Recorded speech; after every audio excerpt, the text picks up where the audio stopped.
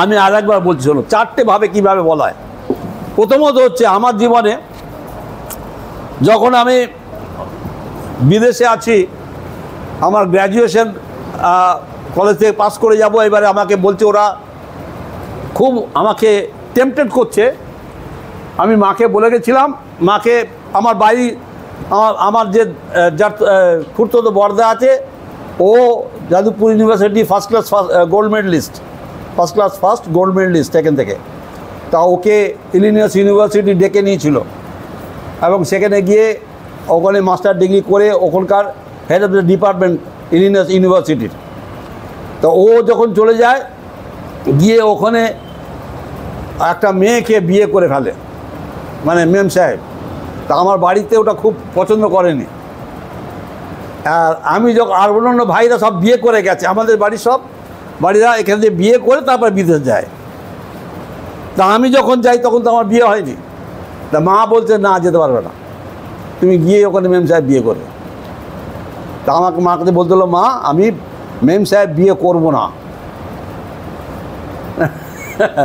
তা আমি যখন ওখানে গ্র্যাজুয়েট হয়ে যাই, আমাকে যখন তার আগে গ্র্যাজুয়েশনের হওয়ার পরই তারা বলছে, অঞ্জন তুমি এখানে থাকো, কারণ আমি ঈশ্বর আমাকে প্রচুর ব্যবহার করেছেন ওখানে। মিনিস্টারদের মধ্যে পর্যন্ত আমি প্রচার করতাম, যারা পাইলট তাদের মধ্যে প্রচার করতাম।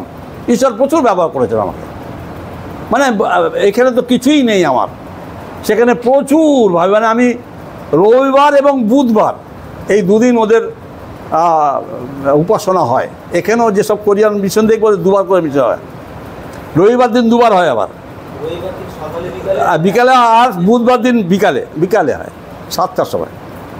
যাই হোক, তা আমাকে বললো, আপনি এখানে থাকুন।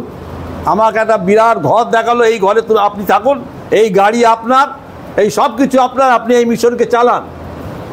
আমি বললাম, আমাকে 1 মাস সময় দিতে হবে, আমি প্রার্থনা করব। আমি আমার দাদা আছে বিদেশে, আমেরিকায়, ওকে বললাম, এই দাদা আমি কি থাকবো, আমাকে জানাও। আমার এখানে বাড়িতে সব বললাম, সব বললো come back, immediate come back, সব লিখছে, তুমি এক্ষুনি চলে এসো, থাকতে দেবে না আমাকে। আমার যে গার্লফ্রেন্ড ছিল না, তা না, আমার গার্লফ্রেন্ড ছিল বিদেশে, আমার মেম সাহেব ছিল। আমি তাকে বলেছিলাম, তুমি আমার সঙ্গে ঘুরতে পারো, সবই করতে পারো, কিন্তু আমি তোমার বিয়ে করতে পারবো না। আমি মাকে বলে এসেছি, বিয়ে করবো না। হ্যাঁ, ওরা আশা হত হয়েছিল, কিন্তু উপায় নেই। আমি মাকে বলেছি, বিয়ে করবো না মেম সাহেব, করিনি আমি। তো যাই হোক, আমাকে বলেছিল 1 সপ্তাহ সময়, এই 1 মাস আমি খুব প্রার্থনা করছি, প্রভু কী করব, এত সুখ, এত প্রাচুর্য, আমি এই ছেড়ে ভিখারি হয়ে যাব, গিয়ে দেশে গিয়ে কি করব। আসতে সবাই কেউ চায় না, আমি চাইতাম না, কিন্তু আমিও চাইতাম না যে আমি দেশে ফিরে আসি। আমি প্রার্থনা করছি। একদিন ভোরবেলা ঈশ্বর আমাকে বললেন, আমার চোখের সামনে যিশায়ও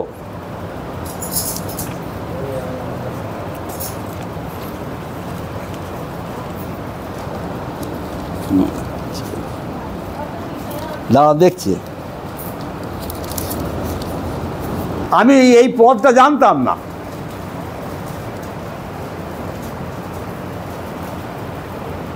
কি লেখা আছে দেখো, পরে আমি প্রভুর রব শুনতে পাইলাম, তিনি বললেন, আমি কাকে পাঠাইব, আমাদের মধ্যে কে যাইবে? আমি কইলাম, এই আমি। আমার বরাবরই, আমি যখন বিদেশ যাইনি তার আগেই আমি গ্রামে আমার বাবাকে খুব বলতাম, হ্যাঁ, তোমরা শুধু এই খ্রিস্টানদের পেছনেই ঘুরে বেড়াচ্ছ, যিশু বলছে সমুদ্রের জগতে যাও, তুমি তো একদম যাও না। আর বাবার সময় হচ্ছিল না, বড় চার্চ, বড় কাজ ছিল, যেতে পারতো না। তা আমার লক্ষ্য ছিল, আমি কি করে গ্রামে যাব, গ্রামের লোকদের কি করে, প্রায় 80% গ্রামে এখনও যিশুর নাম প্রচার হয়নি। তা আমার খুব ইচ্ছা ছিল গ্রামে প্রচার করে। আমি গ্রামে চলে যেতাম, বাসি রুটি আর ভেলি গুড় খেয়ে চলে যেতাম। জানো, আমার জীবন শনিবার করে রোববার করে ছুটি থাকতো, মা সব ঘুমাচ্ছে, আমি বাসি রুটি নিতাম ব্যাগে, এরকম ব্যাগ ছিল, আর ভেলি গুড় আর বাইবেল ট্যাক্স নিয়ে সাইকেল নিয়ে পালিয়ে যেতাম, গ্রামে গিয়ে প্রচার করতাম। কত লোক মেরেছে, কত কী করেছে, তবুও প্রচার ছাড়িনি। তা ওখানে যখন বলছে যে আমার ওই গ্রামেরটা খুব একটা বোঝা, মানে প্যাশন যাকে বলে, যখন বলো তুমি এখানে থাকো, আমি ভাবলাম যে কী করি, এখানে থেকে যাই। বলছে তুমি যদি দেশে বিয়ে করতে যাও তোমার সেখান দিয়ে বিয়ে করে নিয়ে এসো। আমার মার প্রতি খুব টান ছিল, না আমার মা একা বিধবা মা, আমি এখানে থাকবো। আমার ভাইরা, তখন আমি চাকরি করতাম, আমার ভাইরা আমার পয়সা পড়াশোনা করছে, স্কুল কলেজে পড়ছে, কী করে হবে, আমি এখানে থাকলে হবে না, তুমি এখান থেকে টাকা পাঠাবে, তো মাকে তুমি নিয়ে এসো এরকম বলে আমাকে বলছে তুমি থাকো এখানে।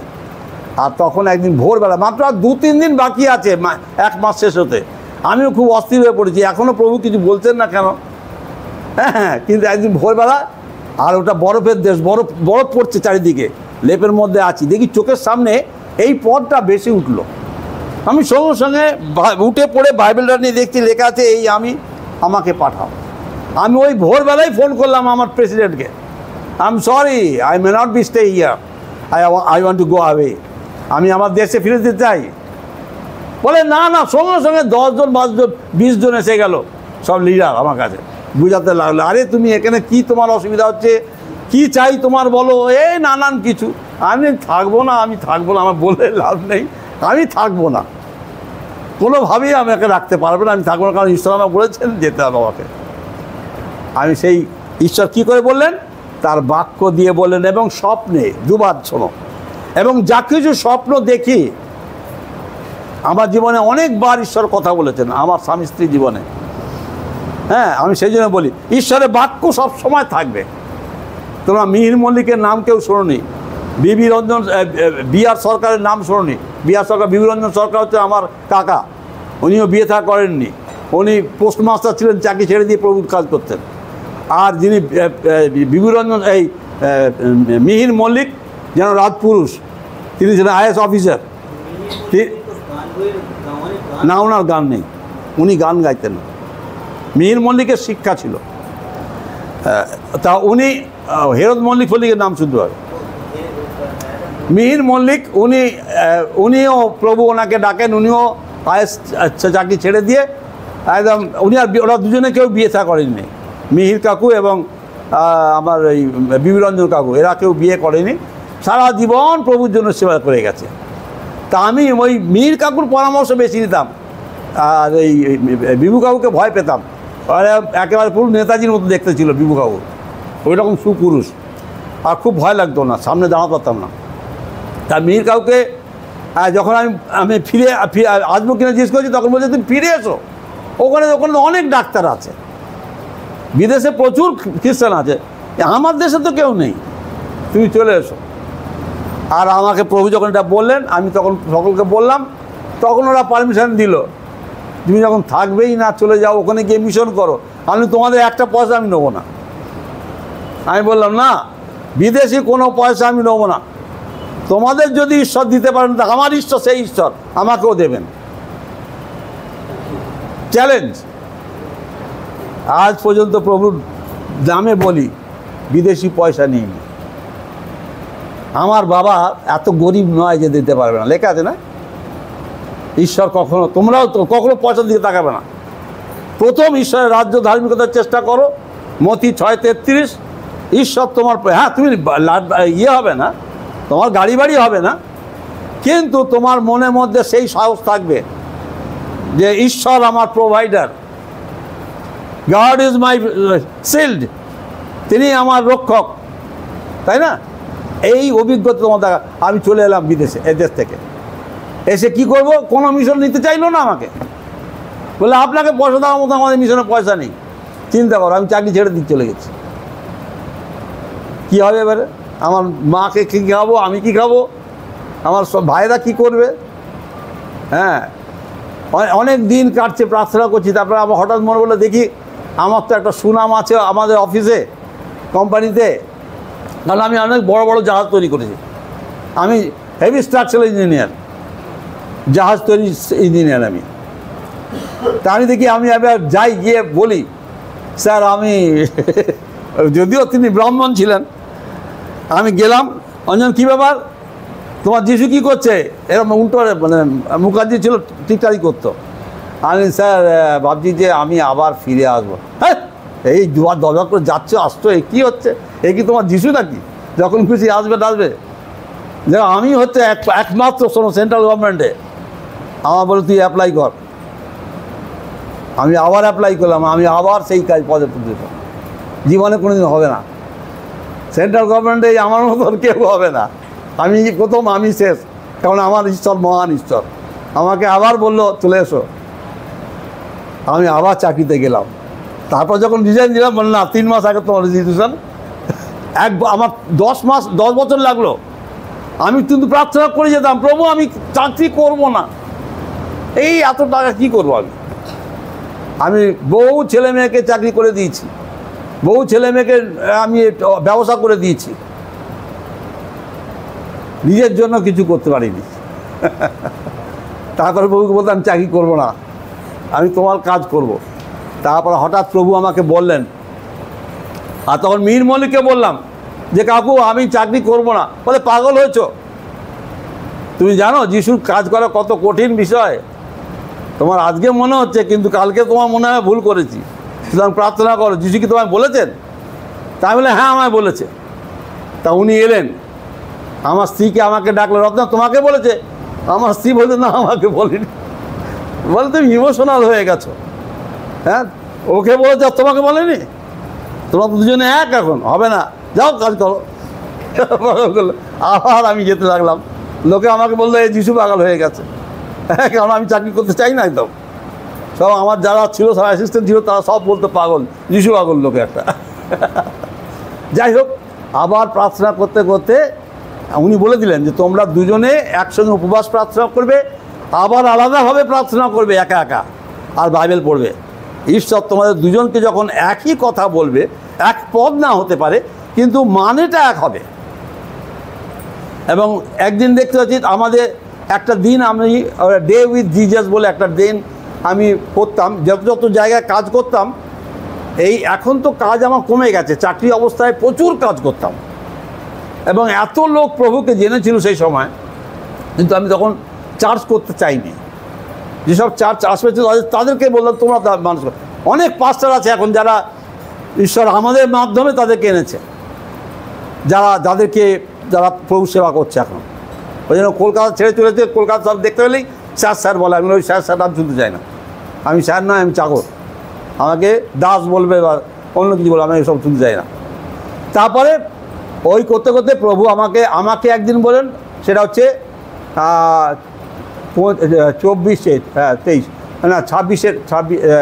25 বা 24 জানুয়ারিতে আমার বাইবেলে লেখা আছে, প্রভু আমাকে বললেন যে আমি তোমার পক্ষে আছি, তুমি যাও। আমি এসছি, দেখি আমার স্ত্রী খুব আনন্দ করছে। আমি এসেই, আমার গরুর দুধ ছিল, দুধ আর মুড়ি খেতাম। আর আমার কাছে আমার একটা স্কুল বাইবেল স্কুল ছিল, করসপন্ডেন্ট স্কুল, মানে সারা পশ্চিমবঙ্গের ছেলেমেয়েরা ওই বাইবেল শিক্ষক আমার কাছ দিয়ে শিক্ষা দিত, ডাকযোগে বাইবেল শিক্ষা। তোমাদের ওই কী বললাম, ওরাও সব আমার ছাত্র ছিল একসময়। যাই হোক, হ্যাঁ সানডে স্কুলেও ছাত্র ছিল। তা ওই আমি এসে মুড়ি আর দুধ খেতে খেতে ওই পেপারগুলো দেখতাম, প্রশ্ন তা হঠাৎ ওদেরকে নিয়ে বছরে একটা দিন আমি সারাদিনই প্রভুর আলোচনায় থাকতাম। তো সেই দিনকে আমরা উপবাস থাকতাম, আমি আমার স্ত্রী। তা উপবাসের দিন, পরের দিন অগ্নি হয়ে যাওয়ার পর আমি যখন অফিসে গিয়ে বলি না আমি বাইবেল পড়ি, আমি প্রথম বাইবেল পড়ছি, তখন প্রভু আমাকে বললেন যে তুমি আমার উপর নির্ভর করো, আর আমার পশ্চাৎ এসো, আর মানুষের উপর নির্ভর করো না। আমার খুব মনে আনন্দ হচ্ছে যে এই প্রভু আমাকে ডাকলেন, আর আমি কাজ করবো না। কিন্তু আমার স্ত্রীকে তো বলতে হবে, স্ত্রীকে যদি প্রভু না ডাকেন তাহলে চাকরি ছাড়তে পারবো না। তাহলে আমি বাড়িতে এসে দেখি আমার স্ত্রী খুব আনন্দ করছে। আরে তোমার মনে এত আনন্দ কেন? বলে তুমি আগে খাও, পরে বলছি। তা আমি খাওয়ার পরে বলছি, জানো আজকে যিশু আমাকে বলেছেন, ঈশ্বর আমার সঙ্গে কথা বলেছেন, এবং বলেছেন তোমরা প্রভুর জন্য বেরিয়ে পড়ো। আমরা দুজনের সঙ্গে সঙ্গে প্রভুকে ধন্যবাদ দিলাম, দিয়ে আবার মিহির কাউকে লিখলাম, মিহির কাউকে বাঁকুড়ায়, বিষ্ণুপুরে, ওনাকে লিখলাম। উনি এলেন, আমরা 1 ঘন্টা 2 ঘন্টা ধরে প্রার্থনা আরাধনা হলো। আমাকে কীভাবে ঈশ্বর বলেছেন বললাম, আমার স্ত্রীকে কীভাবে ঈশ্বর বলেছেন বললাম, বলার পর বলে এখন তোমরা চাকরি ছাড়তে পারো। উনিও হাই স্কুলের টিচার, চাকরি ছেড়ে দিলেন, আমিও চাকরি ছেড়ে দিলাম। বাড়িতে আমার রিজার্ভেশন দিলাম, ওরা বললো আমার সেই বস চঞ্চল মুখার্জি দেখে লেফট অ্যান্ড রাইট তোমার যিশু ফিসু উল্টো পাল্টা বলতে লাগলো ওর অফিসে ডেকে, এই চাকরি ঢুকবে, এই চলবে, তোমার জন্য আমার সম্মান যাচ্ছে, যা হয় আর কি। আমি স্যার আমি আসবো না, 3 মাস বলেছেন, আমি মার্চের থেকে আসবো না, জানুয়ারিতেই আমি রেজিস্ট্রেশন দিয়ে দিয়েছিলাম। আমি পয়লা মার্চ থেকে আমি আসবো না, সে আপনি অ্যাকসেপ্ট করেন চাই না করেন। আমার অ্যাকসেপ্ট করেনি, পরে 3 মাস পরে অ্যাকসেপ্ট করে আমার চিঠি এসেছিলো। যাই হোক, সেই চাকরি ছেড়েছি। ঈশ্বর তার বাক্যে দিয়ে বলেন যে কোনো বিষয়। স্বপ্ন দানিয়েল দেখলেন, আমি স্বপ্ন দেখেছি, ঈশ্বরের বাক্য। অনেক সময় প্রথম বিষয় হচ্ছে স্বপ্ন, তারপর হচ্ছে ঈশ্বরের, সেই স্বপ্নটাও কিন্তু ঈশ্বরের বাক্যে থাকবে। করে ঈশ্বরের বাক্য তোমার প্রশ্নের উত্তর দিয়ে দেয় সেই প্রচারের মাধ্যমে, অর্থাৎ প্রভুর লোকের প্রচারের মাধ্যমেও তুমি তোমার ঈশ্বরের ইচ্ছা বুঝতে পারবে। আর একটা বিষয়, প্রকৃতিক নানা রকম দুর্ঘটনা বা ভালো ঘটনা বা কোনো ন্যাচারাল ক্যালামিটি কিছু কিছু হলে সেখানে তার মধ্যেও ঈশ্বর কথা বলেন। হ্যাঁ, তার মধ্যে ঈশ্বর কথা বলেন। হ্যাঁ, আর প্রত্যেকটা ঘটনা বা প্রত্যেকটা কলিংয়ের পিছনে ঈশ্বরের বাক্য থাকতে হবে। কারণ তোমার বাক্য আমার চরণের প্রদীপ, আমার পথের আলো। বাক্য ছাড়া যদি কখন কথা শোনো, বা যেমন ঈশ্বর শমূয়েলকে ডেকেছিলেন, সেও ঈশ্বরের কথা বাক্যের সঙ্গে মিলে আছে। তো সুতরাং যেমন মোশিকে ডাকলেন, একটা দুর্ঘটনা ঘটলো, আগুন জ্বলছে, আর তার মধ্যে মোশিকে তিনি তার ইচ্ছা জানালেন। এরকম 4টি ভাবে ঈশ্বর আজও আমাদের সঙ্গে কথা বলেন। তবে সবথেকে বড় বিষয় যেটা হচ্ছে, আমার বিশ্বস্ততা থাকতে হবে, আমাকে পবিত্র থাকতে হবে, এবং আমার মধ্যে আকাঙ্ক্ষা থাকতে হবে। তবে তবে তবে হ্যাঁ, তবে তুমি পাবে। অনেক আমার সাময়িক কিছু কাজ করলাম আর এতে আমি প্রভুর হয়ে গেলাম, হবে না, বুঝেছ? অনেকে আমরা কাজটাকে প্রথম প্রায়োরিটি দিই না, কাজ প্রথম নয়, ওটা পরজাতিরা বলে তোমার কর্ম কিছু করতে পারবে না। প্রথম হচ্ছে তোমার সঙ্গে ঈশ্বরের যোগাযোগটা প্রথম। যদি পবিত্রতার সঙ্গে যোগাযোগ না হয়, যদি লাউ গাছের ডাঁটা যদি লাউ গাছের সঙ্গে না হয়, তাহলে ওই ডাঁটায় ফল ধরবে না, ওই শাখায় ফল ধরবে না। ওই জন্য আমার প্রথম দ্রাক্ষালতার সঙ্গে, যোহন 15 অধ্যায়, দ্রাক্ষালতার সঙ্গে যুক্ত হতে হবে। দ্রাক্ষা মানে আঙুর গাছের সঙ্গে আমাকে যুক্ত হতে হবে, যেন ওই আঙুর গাছের ওই পবিত্র আত্মার রস আমার মধ্যে দিয়ে বেরোয়, প্রবাহিত হয়। তখন পবিত্র আত্মা কী করবেন? আমার সঙ্গে কথা বলবেন। আর এছাড়া কি হয়? এছাড়া হয় ইমোশনাল কাজ করে। ইমোশনাল কাজ করে মানে আবেগ। অনেকে দেখবো হরিনামের ওখানে হো হো করে কাঁদছে আর ডাকছে, হরিনামে আবেগ। হ্যাঁ, কাঁদতে আরম্ভ করতে হয়। এই তো আমাদের যিশুদের খ্রিস্টানরাও করে অনেক সময়। হ্যাঁ, খ্রিস্টানরাও করে দেবে, ও করতে কাঁদছে, ইমোশনাল। যিশু ইমোশনাল নয়, যিশু প্র্যাকটিক্যাল। কিন্তু কেউ যদি বাড়িতে প্রার্থনা করতে করতে ঈশ্বরের সহযোগিতা শিখে, প্রথমত আমি যেটা বলছি, প্রথমত শোনো, হ্যাঁ কাঁদতে পারো, আমিও কেঁদেছি, আমিও কাঁদি, কাঁদতে হবে। আমি প্রত্যেকটা বিশ্বাস করি, তোমার ঈশ্বরের সঙ্গে যত সম্পর্ক ঘনিষ্ঠ হবে তত তুমি কাঁদবে অন্তরালে। হ্যাঁ, লেখা আছে মতি 6 অধ্যায়, অন্তরাগারে, লোক জানাবার নয়, ঈশ্বরের কাছে কাঁদতে হবে। নিজেকে পরিবর্তন করতে গেলে কাঁদতে হবে, নিজেকে নতুন সৃষ্টি করতে গেলে কাঁদতে হবে, ঈশ্বরের পরিবারের সন্তান হতে গেলে কাঁদতে হবে। কারণ আমাদের মনের মধ্যে এত কঠিন হচ্ছে, আমরা কাঁদতে পারি না, আমার পাপকেই দেখতে পারি না, আমার মন্দতাকেই দেখতে পারি না। আর ওই জন্য ঈশ্বরের বাক্য কী বলছে? আয়না। ঈশ্বরের বাক্য আয়না, মানে তোমাকে দেখতে সাহায্য করবে। হ্যাঁ, 2 তিমোথী 3 অধ্যায় 16 পদে বলছে কি? তোমাকে অনুযোগ করবে ঈশ্বরের বাক্য। আমার আচার ব্যবহার, প্রতিদিনের সন্ধেবেলায় বিছানায় গিয়ে চুপচাপ বসে চিন্তা করবে আজকে সকাল থেকে আমি কীভাবে চলেছি, আমি কোন মন্দতায় চলেছি, কোনভাবে কাকে কার সঙ্গে কথা বলেছি, কাকে আমি কার বিরুদ্ধে পরচর্চা করেছি, পরচিন্তা করেছি। এইগুলো রাত্রেবেলা চিন্তা করবে, ক্ষমা চাইবে যেন কালকে আর না করি। ঠিক আছে? এইভাবে আমরা নিজেদেরকে প্রভুর জন্য তৈরি করি। ঠিক আছে?